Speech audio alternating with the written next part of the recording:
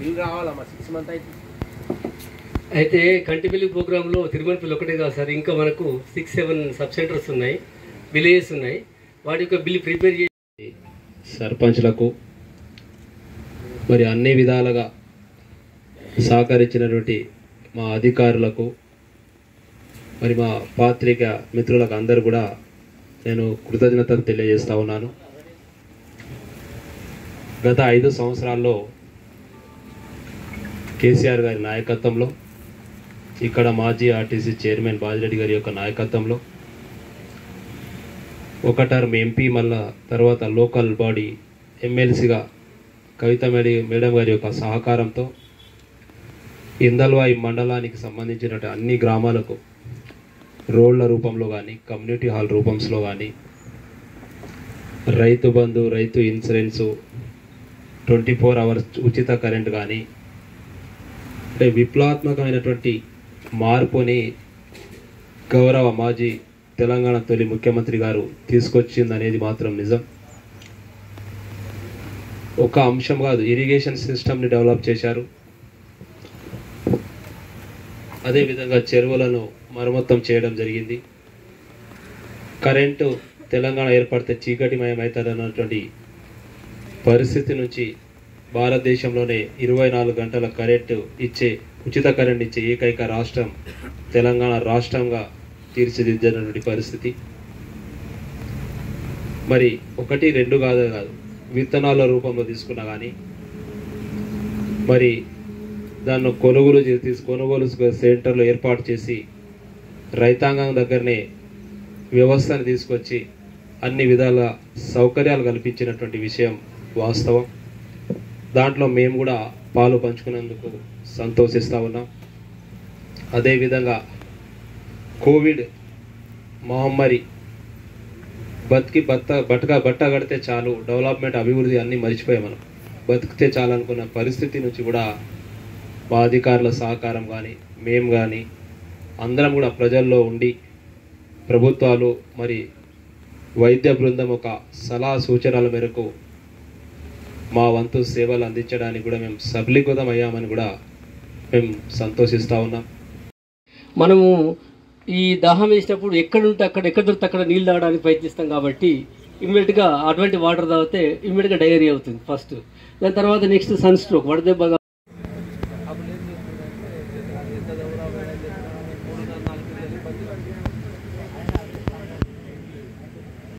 Ending అవడం వల్ల 0 account అవుతుంది కాబట్టి మళ్ళీ రిజెక్ట్ అయింది.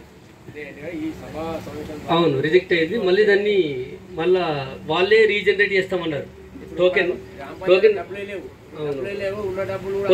మళ్ళీ ఫైల్ చేస్తారు. రీజనరేట్ టోకెన్ అయితే అది చదివి రీజనరేట్ అయిపోతే మీకు వచ్చేస్తాయి సార్ అట్లా. Okay, right. చూడండి. ఓకే సార్, తప్పకుండా ఫాలో చేస్తాం. ఇప్పుడు మనకు సీజనల్ వ్యాధులకు సంబంధించిన చర్యలు, నివారణకు చర్యలు ఏం తీసుకుంటారు ఇలా చర్యలు? శాంక్షన్ 113 టీచర్లకి 103 మెంబర్స్ వర్కింగ్ చేస్తున్నారు. ఇందల్వాయి మండల్లో సింగిల్ టీచర్ స్కూల్స్ వచ్చేసి 6 ఉన్నాయి. 0 టీచర్ స్కూల్స్ వచ్చేసి 2 ఉన్నాయి సార్. ఎంఓఎంబి సెలెక్టెడ్ స్కూల్స్ 17 ఉన్నాయి సార్. అందులో వచ్చేసి ఓన్లీ ఒకటే స్కూల్స్ కంప్లీట్ అయిపోయాయి. ఎంపీటీసీలకు మరియు విలేకరులకు మరియు తోటి అధికారులకు, నాయకులు, అటవీ శాఖ నుంచి నమస్కారాలు. మా అటవీ శాఖలో గత 3 నెలలు ఏమైందంటే కొన్ని ఇప్పుడు తరపల్లి సొసైటీ అక్కడ ఉండడం వల్ల వాళ్ళు ఇవ్వలేదు సార్. రామోడ్ సొసైటీ వాళ్ళు మీరు అక్కడే ఇందల మండలం తీసుకోండి అని చెప్పి కొన్ని విలేజెస్కి ఇవ్వలేదు. సో అట్లా కొంచెం తక్కువ పడ్డది సార్. అదే సార్, అయితే అక్కడ వాళ్ళు అక్కడ ఇవ్వాలి కానీ వాళ్ళు ఇవ్వలేదు. సో దానివల్ల తక్కువ పడి ఇక్కడ మన ఇందల సొసైటీకి వచ్చారు. ఎల్లారెడ్డిపల్లి లోలం వల్ల వాళ్ళకు కూడా మేము ఇక్కడ అందుబాటులో ఇచ్చాం కూడా. కొంచెం తక్కువ పడితే మళ్ళీ ఇండియన్ పెట్టాం సార్. ఒక 1 వీక్లో వస్తుంది. ఆమె బాధపడుతుంది అరుంధతి మేడం. ఆమె టైంకు రాదు, ఎవరంటే హాస్పిటల్లో ఉన్నట్టుంది, పేషెంట్ ఉండబోయినట్టుంది. అసలు నాకు బాస్ ఎవరు, ఆమెకు ఎవరికి చెప్పాలని అర్థమైంది.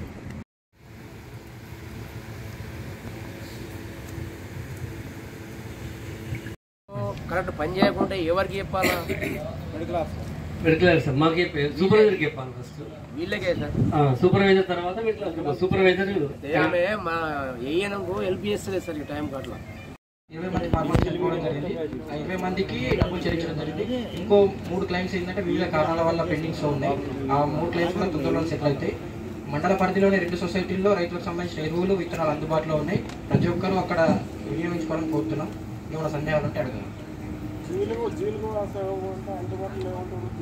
సార్. అయితే జీలుగా ఏమైందంటే నల్లవెల్లి సొసైటీకి 500 బ్యాగ్స్, ఇంద్రబాయి సొసైటీకి 300 బ్యాగ్స్ వచ్చినాయి సార్. ఎలక్షన్ కోడ్ వల్ల కొంచెం లేట్ వచ్చినాయి. ఫార్మర్స్ కొంటారు లేదని చెప్పి కొంచెం ఇండియన్ తక్కువ పెట్టడం జరిగింది. మళ్ళీ ఇండియన్ పెట్టాం సార్. ఇంకో 2-3 డేస్లో వచ్చేస్తుంది జరిగింది. దాంట్లో భాగంగా మీకు ఈ యొక్క ఉపాధి హామీ పథకంలో ఉన్నటువంటి వాళ్లకు ఇవ్వడం జరిగింది ఓఆర్ఎస్ ప్యాకెట్లు. అలాగే గ్రామాల్లో కూడా కొన్ని పంచడం జరిగింది. మీకు అత్యవసరమైతే మా దగ్గర నుండి ఉప కేంద్రం దగ్గర తీసుకోవాల్సిందిగా కోరుతూ చెప్పి ఉన్నాడు మన పోస్టేట్ ఉన్నాడు. ఇందులో ఈ రేంజ్లో ఫైర్ లైన్స్ చేసినామండి. మరియు నర్సరీలో 25,000 మొక్కలు పెంచడం జరిగింది. ఓన్లీ అవి ఫారెస్ట్ సంబంధించిన మొక్కలు పెంచడం జరిగింది. మరియు ప్లాంటేషన్ ఫండ్లో అంటే మామూలు మొక్కలకు తీసిన వేలను అవన్నీ తీసేసి అగ్గిపెట్టేసి ఓన్లీ క్లియరెన్స్ చేసినామండి. పిట్స్ తీసినాము. వాటికి ఇప్పుడు వర్షాలు పడగానే వాటికి మొక్కలు పెట్టడం జరుగుతుందండి. మరియు ఇప్పుడు వర్షాకాలం కాబట్టి ఇప్పుడు మొక్కలు పట్టే టార్గెట్ మాకు ఈ రేంజ్ నుంచి అంశాన్పల్లిలో ఇచ్చారు. అంశాన్పల్లి సెక్షన్లో ఓన్లీ ఉంది, ఎక్కడ లేదు. ఇంకా ఎవెన్యూ ప్లాంటేషన్స్ ఉంటాయండి. మాకు కూడా ఎవెన్యూ ప్లాంటేషన్ నర్సరీ టార్గెట్స్ ఉంటాయి. మరియు ఫైర్ లైన్స్ చేయించినామండి. అంతే. మన ప్రపోజల్స్ ఉన్నాయి సార్. కొన్ని విలేజ్ లాగా రాలేవు కదా సార్. లేదు సార్, ఇప్పుడు చాలా ఇబ్బందికరంగా ఉంది. ఇది మాత్రం ఒప్పుకుంటాం సార్. ఇప్పుడు జనం పెరిగింది కనుక ఏ బస్సు చూసినా ఇంతకుముందు బస్సు కోసం చూసేవాళ్ళం మనం. ఇప్పుడు బస్సు చూసే అవకాశం లేకుండా ఉన్నా సార్. ఎందుకంటే జనం కూడా పెరిగింది కదా, దానికి అనుకూలంగానే ఇప్పుడు కొన్ని బస్సులు కూడా పెంచడం జరిగింది సార్. ఇంకా రాబోయే కాలంలో కొన్ని రావడం జరుగుతుంది సార్. దాని విషయంలో బస్సులు పెంచాలి, జనం పెరగకపోతే తగ్గుతుంది. పెంచే సౌకర్యం చెప్పేసి రైతులు చెప్తా ఉన్నారు. ఇప్పుడు దానికి పోడు పట్టాలు ఇచ్చిన వాటికి కలెక్టర్ గారు, డిఎఫ్ఓ గారు అందరూ ఎండాస్ ఇచ్చి చేశారు. వాటికి కూడా ఆటంకం కలిగించడం. అయితే పోడు పట్ట ఏంటంటే అది బుక్ పైన 5 ఎకరాలు ఉంది, కానీ మేము చేసిన కొలత 1 ఎకరం ఉంది. అంటే మేము చేసిన కొలతకి 1 ఎకరమే వాళ్ళు చేసుకోవాలి పంట. 5 ఎకరాలు మిషన్లు పెట్టి డెవలప్ చేస్తే మేము ఆపుతున్నాం అంతే సార్. ప్రింట్ ఎవరు చేసి రైతు చేసిరా డిఎఫ్ఓ కలెక్టర్ లెవెల్ అయిందా? బుక్ మీద ఉన్న 5 ఎకరాల మిస్టేక్ ఎవరు? అది మిస్టేక్ అయింది సార్. అది ఎట్లా అయిందో మాకు తెలియదు సార్. అది మేము కొలిసింది మాత్రం 1 ఎకరం, అదే చెప్తున్నాం రైతులకు కూడా. అది మళ్ళా ఎట్లయితే తెలియదు సార్. ఇంకా అది కావాలని అయితే ఇబ్బంది పెట్టకండి. పెట్టాం సార్. ఇచ్చింది గవర్నమెంట్ ఇచ్చినప్పుడు మీకెందుకు కావాలని ఇది చేస్తే చేయండి కానీ. ఓకే. అట్లాగే మనకు 28/8/2023 అందులోనే మళ్ళీ 17 పనులకు గాను 88 లక్షలు, మొత్తం 2,48 లక్షలు మనకు క్యాన్సిల్ అవ్వడం జరిగింది సార్ మన మండలం. ఎందుకు మీకే కదా అది వచ్చేది. కలెక్టర్ గారు ఇప్పుడు ఉన్న కలెక్టర్ గారే ఇచ్చారు ప్రొసీడింగ్స్ ఇచ్చారు. కలెక్టర్ గారు కూడా ఇక్కడ ఉన్నారు, స్టిల్ ఇప్పుడు ఇన్నే ఉన్నారు కలెక్టర్.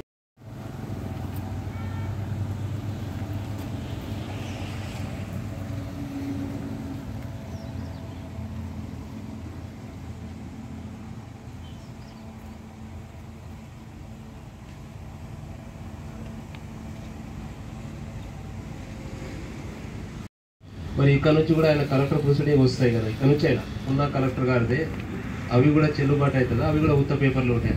లేదు సార్, ఇప్పుడు ఇది గవర్నమెంట్ పాలసీ. అంటే మాకు బిఫోర్ ఎలక్షన్ మా దగ్గర నెంబర్ ఆఫ్ వర్క్స్ శాంక్షన్ ఏమున్నాయి రీసెంట్లీ, అందులో ఎన్ని గ్రౌండెడ్ అయినాయి, మరి గ్రౌండ్ కానీ ఇంకెన్ని ఉన్నాయి, అందులో చూసి ఈ వర్క్లు కల్పిస్తున్నాం sir.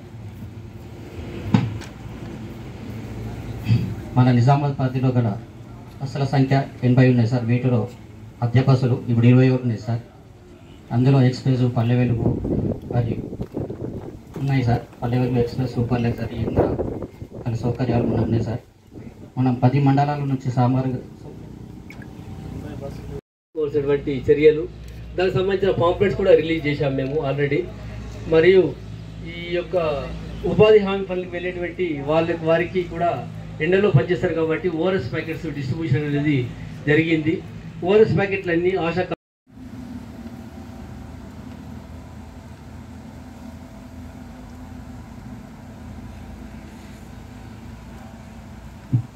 Thank you sir. Thank you for all.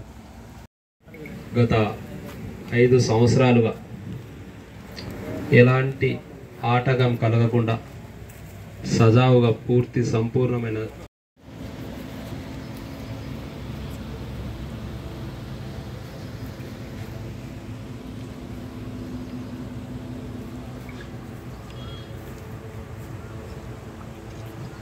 Interruptions అనేది మేము వస్తున్నామంటే వస్తున్నాయి, మేము ట్రై చేస్తున్నాం కానీ చాలా వరకు పోల్స్ డ్యామేజ్ అయినాయి సార్. సో రెక్టిఫై చేస్తే చేసుకున్నాము, కాకపోతే చాలా లేట్ అయిపోయింది సార్. తెలంగాణ ఏర్పడ్డాక 7000 మెగావాట్ కెపాసిటీ ఉన్నాయట. 22,000కి వెళ్ళిందండి. పెరగాలన్నా తగ్గాలి సార్. ఇప్పుడే వస్తుంది, ఈ 1-2 months నుంచి ప్రాబ్లమ్స్ వస్తుంది కదా అని. అదే సార్, ఇప్పుడే ఈ సీజన్స్ అన్ని గాలి వాతావరణం మొత్తం అబ్నార్మల్.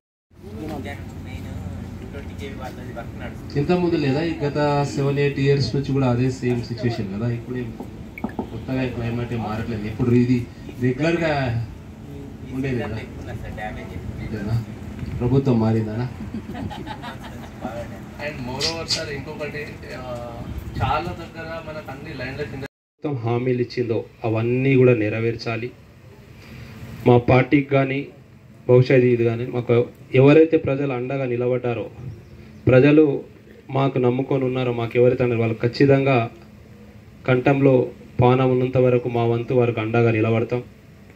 ప్రజల పక్షాన కొట్లాడతాం. మా పార్టీ ఏ ఆదేశాలు ఇచ్చినా మా గౌరవ కేసీఆర్ కూడా ఉన్న ప్రభుత్వం ఏదైతే హామీలు ఇచ్చిందో నెరవేర్చిన ఏడాల తప్పకుండా వారి యొక్క ఆదేశాల్లో ఎక్కడ కూడా బెదరం చెదరం ఎలాంటి కేసులు పెట్టుకొని ఎలాంటి గొడవకైనా ఎలాంటి దేనికి మా అంతటా మేము ఎక్కడొచ్చి కూడా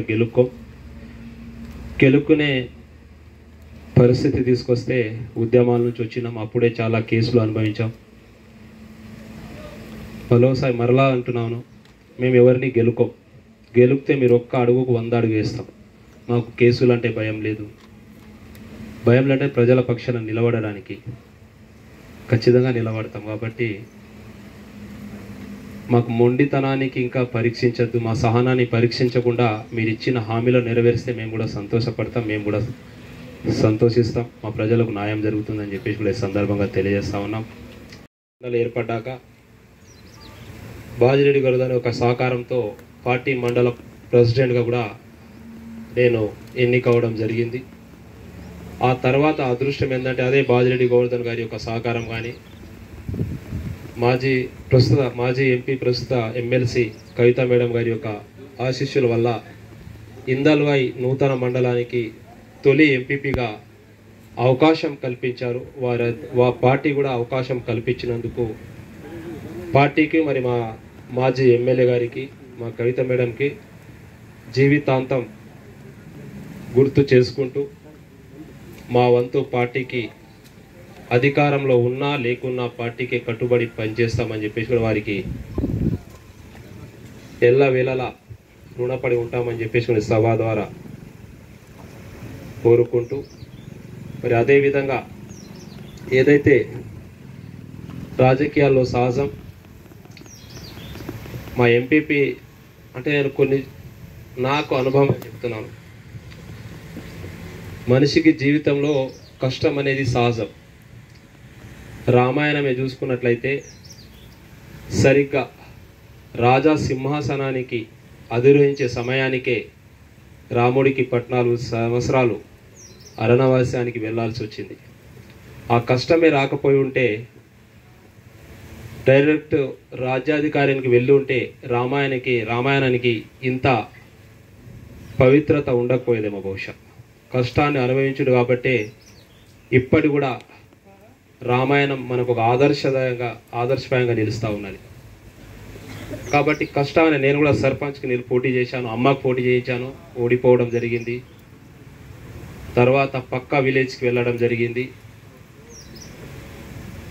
నా గ్రామానికి మహిళా రిజర్వేషన్ ఉండే, చంద్రానపల్లి గ్రామానికి ఓపెన్ ఉండుట్లా నేను అక్కడి నుంచి పోటీ చేయాలని చెప్పేసి గౌరవ బాజిరెడ్డి గోవర్ధన్ గారికి కోరడంతో మరి లోకల్లో సపోర్ట్ దొరుకుతుందని అంటే అందరు కూడా ఎన్నో ఆటంకాలు వచ్చినప్పుడు చాలామంది మిత్రులు సంపూర్ణమైన నా ఎన్నికను వాళ్ళ ఎన్నికగా భావించి ఏకగ్రీవకంగా ఎన్నికైన కృషి చేసిన ప్రతి ఒక్క వ్యక్తికి నా జీవితాంతం రుణపడి ఉంటానని చెప్పేసి కూడా ఈ సందర్భంగా తెలియజేస్తా ఉన్నాను.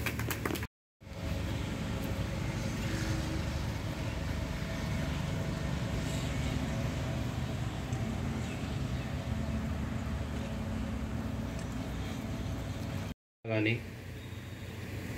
నా వంతు, నా శక్తి మంచనకు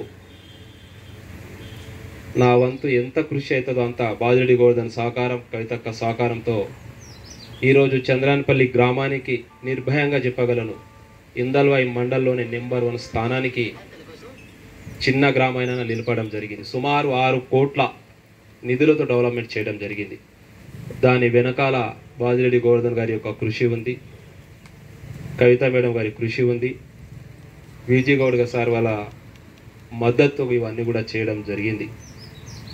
మండలానికి అవసరం ఉన్న మా ఎంపీటీసీ సభ్యులు ముఖ్యంగా నాకు అదృష్టంగా భావిస్తూ ఉన్నాను. ఇది కుటుంబ సభ్యులుగా ఈ యొక్క బంధాన్ని ఏర్పరచుకున్నాం. ఇందల్వాయి మండల్ అంటేనే రూరల్ కాన్స్టిట్యూన్సీలో ఆదర్శంగా ఉన్నటువంటి మండల్గా పేరు వచ్చే విధంగా మా సభ్యులు కూడా కృషి చేసినందుకు, వాళ్ళు సంపూర్ణ సపోర్ట్ చేసినట్టు వారికి కూడా నేను ధన్యవాదాలు తెలియజేస్తూ ఉన్నాను. మేము కోరేది ఒక్కటే, అధికారం వస్తుంది పోతుంది. ఇప్పుడు ఉన్నటువంటి ప్రభుత్వానికి, ఇక్కడ ఉన్నటువంటి ఎమ్మెల్యే గారికి నేను కోరేది ఒకటే, ఉచిత బస్సు ఒకటి మాత్రమే ఇంప్లిమెంట్ అయింది. ఇది మీడియా సోదరులు కవర్ చేయవలసి కోరుతా ఉన్నాను. సుమారు సగటు ఒక మహిళ రోజు ఉచితంగా ప్రయాణం చేసే అవసరం అయితే పడదు. బహుశా పడ్డ వాళ్ళున్న ఈ గ్రామాన్ని చూసిన 1%, 2% ఉంటుంది. రెగ్యులర్ మహిళలకు వెళ్ళే అవసరం అయితే పడదు నాకు తెలిసి. పడ్డ వాళ్ళకు కూడా రోజు సుమారు 100 రూపాయలు ఛార్జ్ చేసుకున్న ఒక నెలకు వచ్చేసి 3,000 మాత్రమే ఉచితంగా బెనిఫిట్ పొందుతారు. అది కూడా ఒక గ్రామాల్లో 1-2% వరకే. మిగతా వాళ్ళు మేము పార్లమెంట్ ఎలక్షన్లో ప్రచారంలో పోయినప్పుడు ప్రతి గ్రామంలో కూడా మేము ఈ ఇష్యూను పాయింట్అవుట్ చేయడం జరిగింది. ఎవరు కూడా 5 times 10 times దాటి మేము బస్సు ఎక్కే పరిస్థితి రాలే, ప్రయాణం చేసే పరిస్థితి రాలే అన్నారు. అయితే ఒక బస్సును చూయించి మా మహిళా అక్క చెల్లెలు కూడా గ్రహించాలి. ఇది నిలదీయని కాదు, ఇది వాస్తవాలు. రైతు బంధు వచ్చేసి 10,000 నుంచి 15,000కు పెంచుతామని అన్నారు. ఒక రైతు కుటుంబానికి 5 ఎకరాలు ఉన్నచో 25,000 సుమారు ఈరోజు మా మహిళా అక్క చెల్లెలకు నష్టం జరుగుతూ ఉంది. పెన్షన్ వచ్చేసి 2,000 నుంచి 4,000కు పెంచుతామన్నారు. ఆ పెన్షన్ సుమారు 24,000 రూపాయలు అవుతా ఉంది సంవత్సరానికి. మరియు కళ్యాణ లక్ష్మి పథకం ఏది ఉందో ఆ పథకానికి ఏదైతే గత ప్రభుత్వము 1,116 రూపాయలు ఇస్తుందో దాన్ని యథావిధంగా ఇస్తూనే అదనంగా 1 తులం బంగారము పైనుంచి ఇస్తామని చెప్పేసి ప్రభుత్వం హామీ ఇచ్చారు. ప్రభుత్వం హామీ ఇచ్చింది ఇప్పుడు ఉన్న ముఖ్యమంత్రి గారు. మా అక్క చెల్లెలు నమ్మారు, లాభం జరుగుతుందని చెప్పేసి ఓట్లేసి అధికారాన్ని కట్టబెట్టారు. సుమారు 1 తులం బంగారం చేస్తే ఈరోజు పలుకుతున్న ధర 70,000. దానిలో కూడా కోరిపెట్టే ప్రయత్నం జరుగుతూ ఉంది. అదేవిధంగా కేసీఆర్ కిట్ పథకం ద్వారా 12 నుంచి 13,000 అని న్యూట్రిషన్ కూడా ఇచ్చేవాళ్ళు. అంటే సుమారు ఆ న్యూట్రిషన్ కిట్తో పాటు పడితే ఒక 20,000 దాకా గవర్నమెంట్ నుంచి బెనిఫిట్ ఒక మహిళకు జరిగే బెనిఫిట్స్ ఇవన్నీ. మరి ఇవన్నీ ఎంత అవుతుందంటే 1,37,000 రూపాయలు అవుతా ఉంది. రైతు బంధు ఒక సీజన్కి వేసాను నేను, ఇంకో సీజన్ కాబట్టి నేను కూడా పరిచయం చేసుకోవాల్సిన అవసరం ఉంది. 2001లో ఏదైతే టీఆర్ఎస్ పార్టీ ఆనాడు ఉద్యమం గురించి పుట్టిందో ఫౌండర్గా పార్టీలో పనిచేయడం జరిగింది. మా చిన్నమ్మ లక్ష్మీ నాథురామ్ అని చెప్పేసి 2001లోనే డిచ్పల్లి జడ్పీటీసీగా ఎన్నికయ్యారు. సుమారు 9,000 ఓట్ల మెజార్టీతో జిల్లాలోనే మంచి భారీ మెజార్టీ సాధించడం జరిగింది.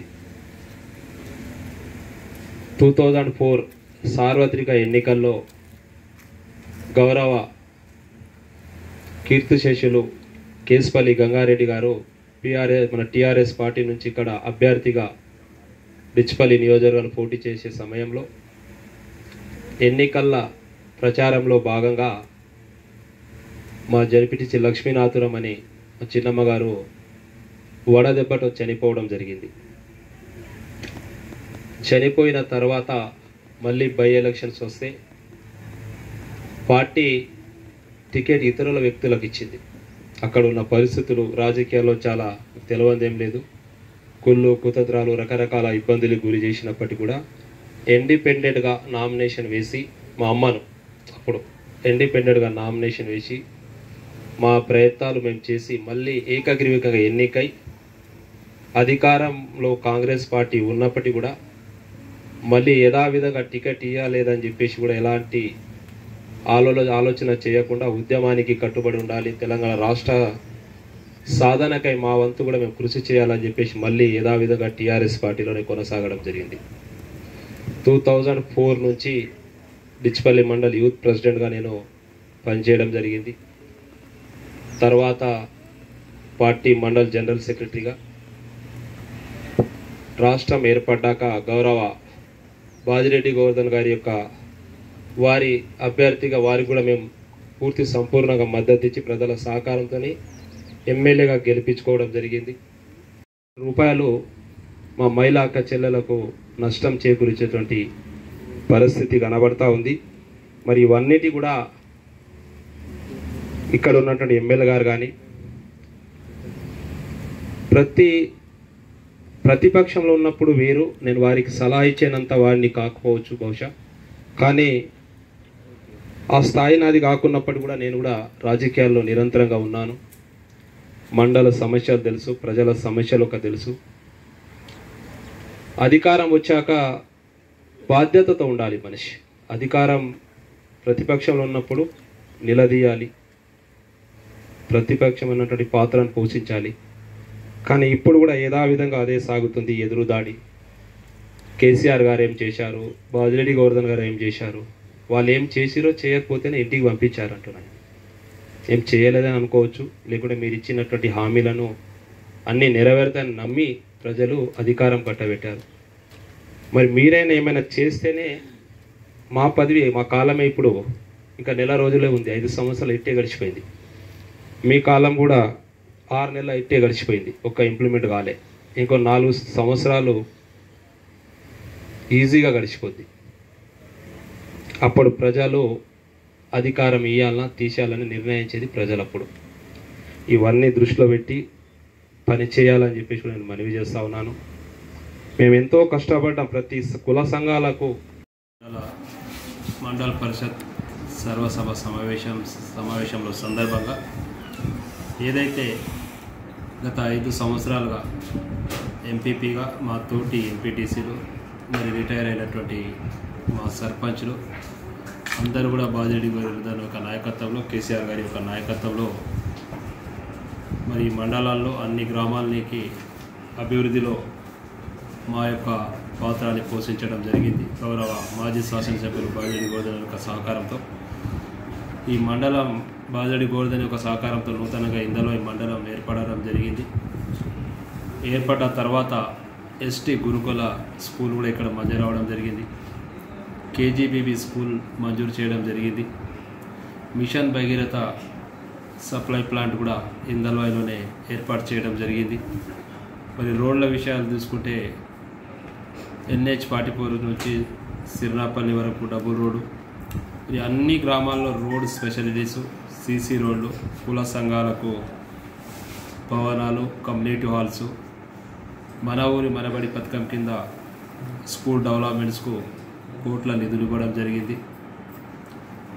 అదేవిధంగా మిషన్ కాకతీయ ద్వారా ఏదో తాతల ముత్తాతల నుంచి ఉన్నటువంటి చెరువులు పూడిక తీసి అవి చెరువులు కూడా బాగు చేసుకోవడం జరిగింది. కరెంటు వ్యవస్థ అస్తవ్యస్తంగా ఉన్నది. రాష్ట్రం ఏర్పడ్డ తర్వాత చీకటి మయమవుతుందని చెప్పేసినటువంటి సందర్భంలో కేసీఆర్ గారి నాయకత్వంలో భారతదేశంలోనే 24 hours కరెంట్ ఇచ్చే రాష్ట్రంగా తెలంగాణ రాష్ట్రం నిలిచింది.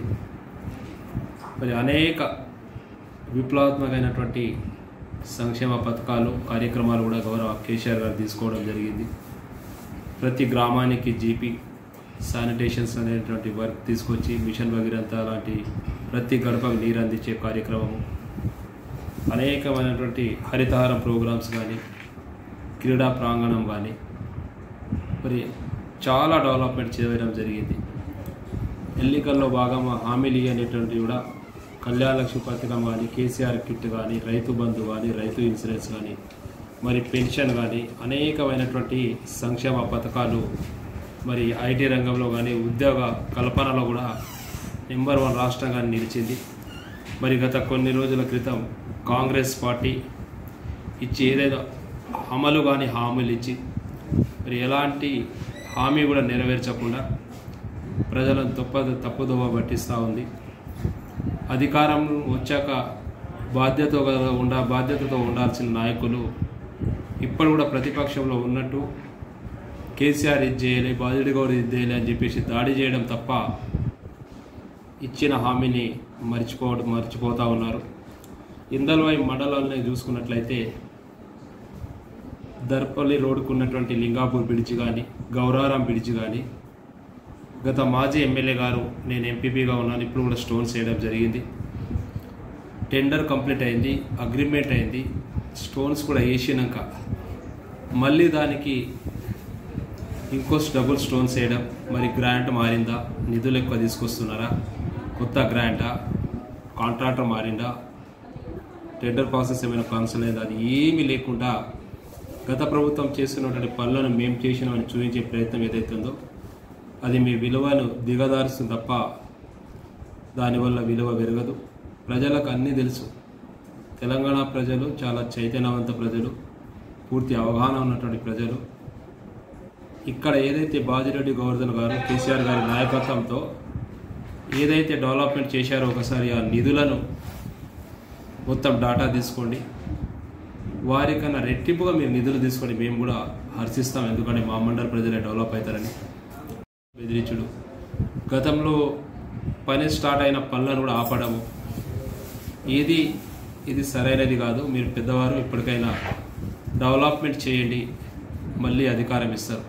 మాకే ఏర్పడకుండా 5 సంవత్సరాలు గడిచిపోయింది. ఇప్పుడు ఇంక 6 నెలలు మీకు గడిచిపోయింది, ఇంకో 4 సంవత్సరాలు ఇట్టే గడిచిపోయింది. అప్పుడు ప్రజలు నిర్ణయిస్తారు. పనిచేసే వాళ్ళకు మాత్రమే అధికారం కట్టబెడతారు. వట్టిగా ఇలాంటి దౌర్జన్యాలకు పార్టీపరమైన కేసులు పెట్టాలా, మనకు మా ఇననులకు ఇబ్బందికి గురి చేయాలనేటువంటి ధోరణితో వెళ్తే తప్పకుండా ప్రజలు సహించరు. ఇది రాజరికం కాదు, ప్రజాస్వామ్యమైన దేశం. మేము ఒకటే కోరుతా ఉన్నాం, ఏదైతే కాంగ్రెస్ పార్టీ మరి ఇక్కడ మా ప్రజలు గెలిపించేటటువంటి మా ఎమ్మెల్యే గారు, ఇక్కడ ఉన్నట్టు ఎమ్మెల్యే గారు ఏదైతే మీరు హామీలు ఇచ్చారో అవన్నీ కూడా నెరవేర్చాలని చెప్పేసి వాళ్ళకి కోరుతా ఉన్నాం. నెరవేర్చని ఏడల్లో ప్రతిపక్షంలో మా పాత్ర తప్పకుండా ఉంటుంది. గౌరవ కేసీఆర్ గారు కానీ, గౌరవ మా ఎమ్మెల్యే గారు కానీ, మాజీ ఎమ్మెల్యే బాజిరెడ్డి గోవర్ధన్ గారి యొక్క నేతృత్వంలో వాళ్ళు ఎలాంటి ఆదేశాలు ఇచ్చినా ఈ ప్రభుత్వం ఉన్నటువంటి ప్రభుత్వం ఇచ్చిన హామీలు నెరవేర్చలేడలా దానికి తప్పకుండా మేము ప్రజల్లోకి తీసుకెళ్ళి ఎక్కడిదక్కడ ఎండగట్టడానికి సిద్ధంగా ఉంటాం. ఎలాంటి కేసులకు కానీ ఎలాంటి వాటికి కూడా భయపడే ప్రసక్తి ఉండదు. మంచి పని చేస్తే సపోర్టెడ్గా ఉంటాం. ఇబ్బంది పెట్టాలని చూస్తే మాత్రం తప్పకుండా ఎదురు తిరుగుతాం తప్ప వదిలిపెట్టే ప్రసక్తి లేదు. ప్రజలతోనే ఉంటాం, ప్రజల పక్షాన నిలబడతామని చెప్పేసి సందర్భంగా తెలియజేస్తా ఉన్నాను. మరి ఏదైతే నా వరకు తీసుకుంటే ఇందల్వాయి మండల మరి ఏదైతే ఎంపీటీసీ చంద్రాయనపల్లి వాసులు, మా గండితాడ రజ్జితాడ వాసులు వారి యొక్క సహకారంతో నేను ఎంపీటీసీగా ఎన్నికై మా మండలంలో ఉన్నటువంటి ఎంపీటీసీల సహకారంతో ఎంపీపీగా నాకు ఎవరైతే మద్దతు ఇచ్చారో వారు ప్రతి ఒక్కరికి జీవితాంతం నేను రుణపడి ఉంటానని, నాకు ఈ అవకాశం కల్పించిన పార్టీకి కూడా రుణపడి ఉంటాను. నాకు మొదటి ఎంపీపీగా అవకాశం కల్పించినటువంటి మాజీ శాసనసభ్యులు టీఎస్ఆర్టీసీ చైర్మన్ బాజిరెడ్డి గోవర్ధన్ గారికి రుణపడి ఉంటాను. నాకు మద్దతు ఇచ్చినటువంటి స్థానిక సంస్థల ఎమ్మెల్సీ కవిత మేడం గారికి, విజీ గౌడ్ అన్న గారికి, వీరందరికీ కూడా నేను ధన్యవాదాలు తెలియజేసుకుంటూ, పార్టీ ఏదైతే అవకాశం ఇచ్చిందో పార్టీకి ఎలాంటి కష్టార్జితం అంటే కష్టంలో కాలంలో ఉన్నప్పటికీ కూడా ఖచ్చితంగా పార్టీతోనే ఉంటాం. పార్టీకి ఒక స్వచ్ఛమైన కార్యకర్తగా నా వంతు పనిచేస్తానని చెప్పేసి సందర్భంగా తెలియజేస్తాను. జై హింద్, జై తెలంగాణ.